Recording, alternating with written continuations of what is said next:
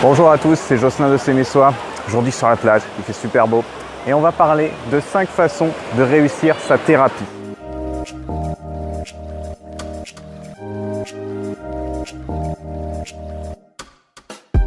Alors, avant tout, j'ai fait 4 ans de thérapie. Donc j'ai été aussi du côté des patients. Aujourd'hui, je suis psychopraticien, c'est mon activité. Par contre, avant, à l'époque où j'étais étudiant, j'avais besoin de réfléchir sur moi-même, beaucoup. Il y avait plein de pensées qui traversaient ma tête. J'étais complètement dans la suranalyse. Du coup, au bout de ces 4 ans, j'ai fait, c'était de la psychanalyse comme thérapie. Eh bien, je me suis rendu compte que je tournais un peu en rond et que mon ego aimait bien parler un petit peu de lui, d'avoir une valeur par rapport à l'autre. Et là, on se rend compte que les thérapies analytiques ne sont plus adaptées à ce moment-là. Enfin, j'aurais pu continuer encore X années, je ne sais pas combien, et peut-être que j'aurais trouvé, je me serais senti beaucoup mieux. Mais déjà, là, la psychanalyse m'a permis de canaliser à ce moment-là, tranquillement, ce que j'étais, ce que j'essayais de digérer. Donc au bout d'un moment, je me suis orienté vers les thérapies brèves, et je me suis rendu compte que il y a toujours des personnes qui me disent: j'ai vu des psychologues auparavant, des psychothérapeutes, psychiatres, ça n'a pas marché. Bon, peut-être pas tout en même temps, mais il y a toujours le cas d'un thérapeute précédent et qui n'avait pas marché, ça n'avait rien donné. Et parce que la plupart des personnes se sont orientées sur des thérapies par défaut. Vous pouvez aller voir ma vidéo sur quelle thérapie choisir, où j'explique ça. Et du coup, on va commencer par parler des 5 façons. On y vient. La première, c'est d'accepter. Accepter la thérapie qui va nous être proposée. Alors avant ça, il faut se renseigner. Vous renseignez sur si le professionnel que vous allez voir est orienté thérapie analytique, c'est-à-dire la psychanalyse, où on vous écoute seulement. Ou alors si vous allez vers un professionnel qui lui est orienté thérapie brève, donc qui va être plus dans l'action. Ou alors dans l'hypnose, pour être plus dans l'inconscient, chercher vraiment au plus profond de vous-même. Ou alors la sophrologie, la spiritualité, etc. Il y a plein de disciplines qui sont disponibles aujourd'hui et exercées par des professionnels justement pour offrir un large panel. C'est juste que la plupart des gens ne connaissent que le truc classique qui existe depuis des décennies, c'est-à-dire une thérapie sur l'écoute, j'ai besoin de parler à quelqu'un, tout simplement. Alors que la personne, en disant j'ai besoin de parler, elle a peut-être justement besoin d'agir, de passer à l'action. Et inversement, la personne qui dit j'ai besoin d'agir, elle a peut-être besoin de parler parce qu'elle bloque trop ses émotions.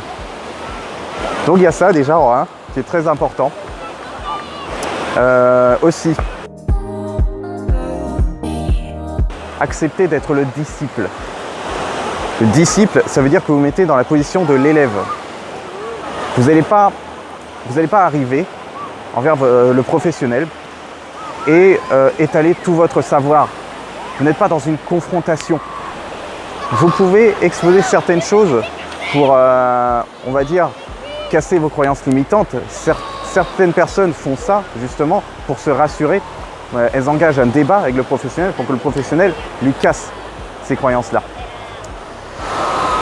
Et vous pouvez le faire, mais pas à un point extrême. Parce que si vous êtes dans un point extrême, ça ne montre pas, que vous voulez apprendre sur vous-même. Ça ne montre pas vraiment que vous avez une volonté de changer. Alors après, tout dépend encore le degré. Tout dépend aussi votre degré d'implication. Parce que la plupart du temps, les personnes qui arrivent en séance et puis qui disent « moi j'ai entendu ci, j'ai entendu ça » et puis de toute façon, moi je pense que c'est souvent pour se rassurer. Le truc, c'est d'accepter d'être justement celui qui va écouter, celui qui va recevoir les choses. Je ne veux pas dire qu'il va écouter le professionnel, forcément. Ça dépend quelle thérapie vous choisissez encore. Mais qui va s'écouter lui-même, qui va être à l'écoute de la séance, du cadre dans lequel il sera. Voilà, vous arrivez dans une nouvelle discipline et quand vous en sortez avec les nouvelles connaissances et vous reprenez vos disciplines d'avant. N'arrivez jamais avec vos préjugés, toutes vos convictions pour vous battre contre l'autre professionnel. Parlez-en, évidemment. Et si vous avez besoin de combattre, parlez-en de pourquoi vous avez besoin de combattre aussi. C'est ça qui est plus intéressant. Et si vous avez vraiment envie de débattre encore peut-être que votre ego est trop fort. C'est ça justement l'intérêt de la position de l'élève. La position de l'élève, c'est-à-dire, ok, il va laisser son ego de côté, ça va être bien chiant pendant les premiers temps, mais ce sera pour mieux recevoir les nouvelles connaissances qui vont être assimilées durant chaque séance. C'est super important. Donc soit vous êtes l'élève attentif, soit vous restez sur l'ego, celui qui a tout compris, et vous irez voir un thérapeute, mais plus tard. Ça veut dire que ce n'est pas le moment. Si vous n'arrivez pas justement à vous relâcher. Le relâchement sera la première chose que vous devrez travailler de votre côté. Je le dis parce qu'il y en a certains qui disent que ce serait bien d'aller voir un thérapeute, mais il y en a aussi qui ne sont pas prêts dans le tas. Donc en disant ça, je pense à eux, et je vous dis que, voilà, voyez déjà si vous êtes capable de vous relâcher face à quelqu'un. Si vous êtes prêt à mettre vos problèmes sur le tapis pour y travailler et pour changer ce que vous voulez changer. Alors, c'était assez long le point numéro 1, on passe au point numéro 2. Mémorisez. Mémorisez tout ce que vous avez appris durant la séance. C'est très important parce que certains thérapeutes le font et puis, bon, moi je ne suis pas trop pour. Ou alors dans des stages par exemple, il y a des stages qui sont déconnectés de la réalité. Ou alors des pièces, les cabinets de certains thérapeutes sont agencés de telle manière à donner un style, à être un peu comme dans un autre monde. Sauf que dans cet autre monde, il y a certaines personnes qui vont avoir eu l'impression d'avoir vécu un rêve. C'est-à-dire, ça continue, ça dure, ça marche pendant qu'on est dans ce cadre-là. C'est un ancrage spatial. Pareil dans les stages, quand on est déconnecté, quand on va, je sais pas, faire un stage au bord de la plage avec un cadre de rêve, quand on va dans une séance de thérapie où le cabinet il est bien vert, il est bien zen, il est déconnecté de la réalité, vous vous dites que en fait toutes les techniques que vous aurez appris vont marcher que là-bas. Et ça va être beaucoup plus puissant là-bas. Alors après, chacun ça va dire d'exercer tout ça, mais ce qui est important, c'est d'emporter les connaissances justement, de ne pas les limiter au cadre. Vraiment, ça doit déborder du cadre. C'est fait pour que vous emportiez ces connaissances dans votre quotidien. Quitte à les écrire, à écrire après les séances ce qui vous a marqué, ce qui a été une révélation pour vous. Dès qu'il y a un moment où vous vous dites « Ah, je ne l'avais pas vu comme ça, c'est vrai », notez-le, inscrivez-vous,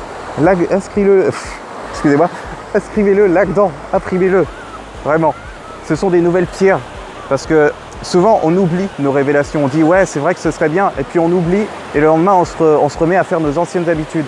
Or les révélations qu'on a eues justement, c'est ça qui va vous aider à changer les habitudes que vous avez depuis longtemps pour justement apporter le changement que vous désirez sûrement dans votre vie.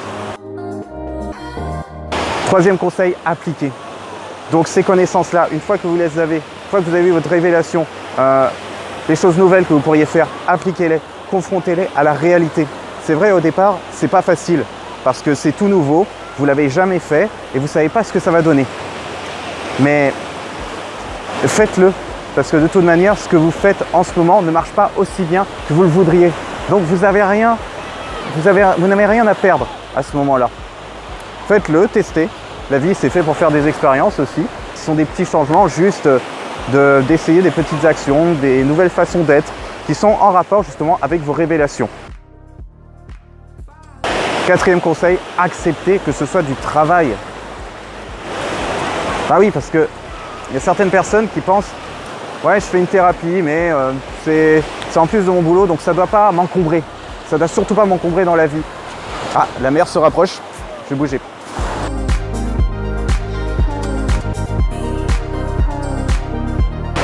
Du coup, je reprends.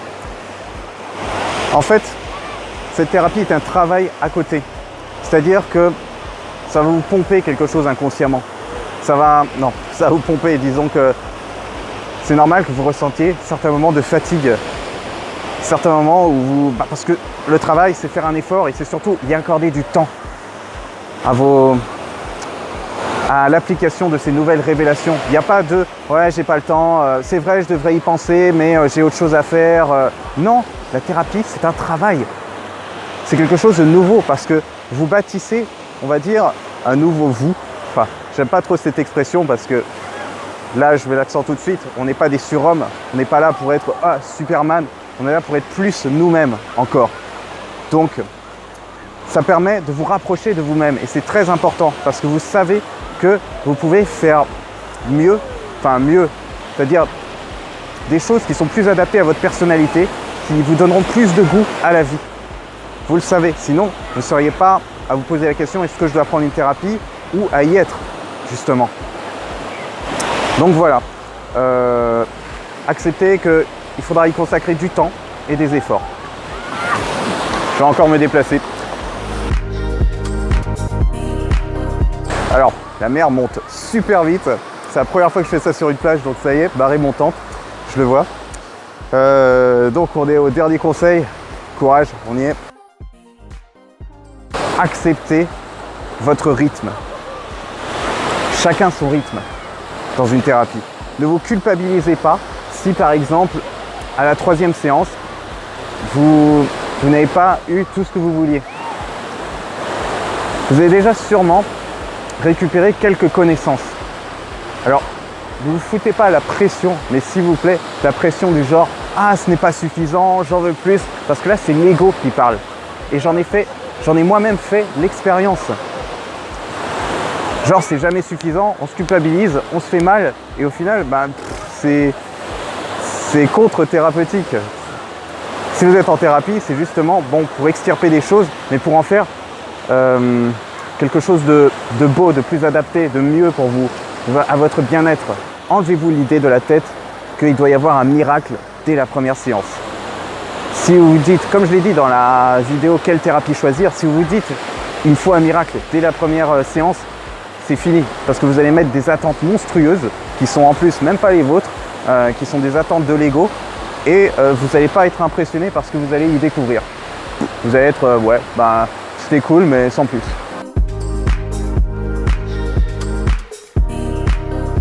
Sachez remercier chaque effort que vous faites, chaque nouvelle révélation que vous avez. Prenez-en conscience, c'est important. C'est une pierre à chaque fois de plus. Soyez plus doux avec vous-même. N'attendez pas des trucs énormes. Déjà, on construit petit à petit. En conclusion, un professionnel est un accompagnant.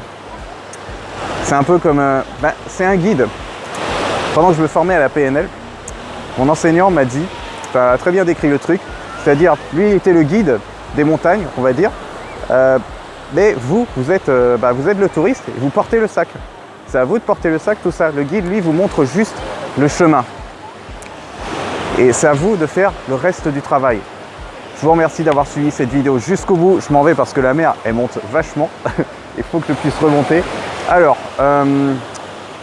vous pouvez vous abonner à ma chaîne YouTube, partager la vidéo si vous voulez, me rejoindre sur Facebook, etc. Allez, je file. À bientôt.